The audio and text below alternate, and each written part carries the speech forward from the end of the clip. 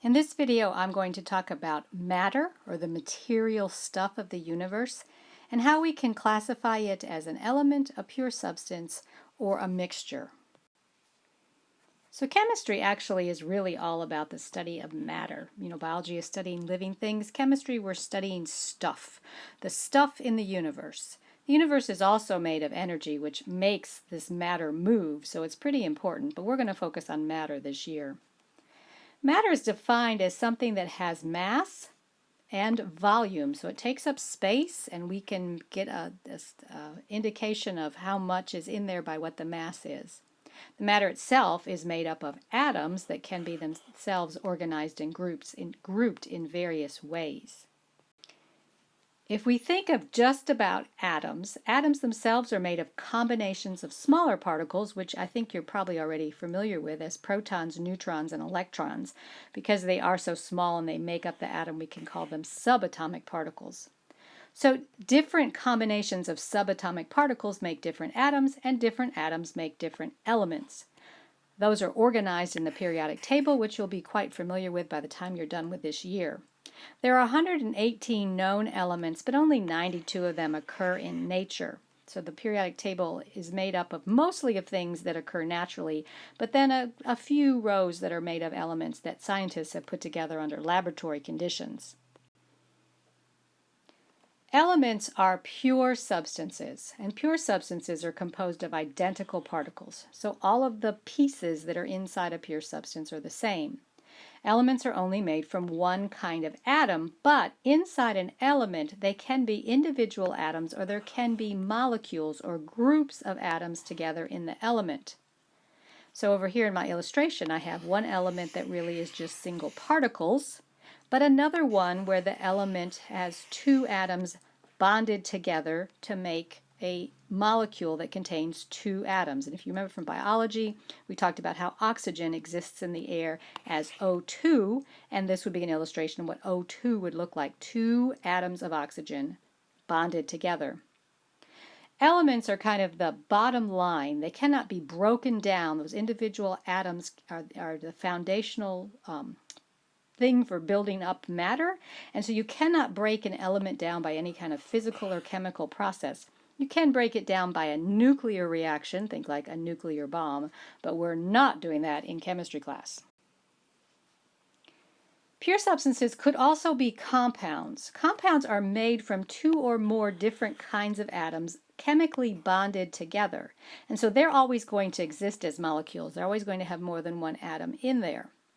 Compounds that are pure substances then would be composed of identical particles. So we have an example of a pure substance here where all the particles are identical, or there's another pure substance here. All of your particles are identical, but within each particle you can see there is more than one kind of atom. You've got two kinds of atoms in this one, and two kinds of atoms, though three atoms in total in the other one.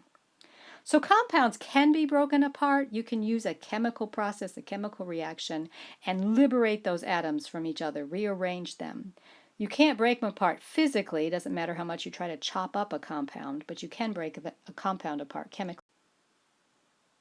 Both elements and compounds have distinct properties, and we'll have a whole separate video about properties. But basically there are physical properties, things that we can measure or observe without changing the substance, and chemical properties which we only can observe during or right after a chemical reaction, which means that things are going to change. You're not going to end up with the same thing at the end as when you started.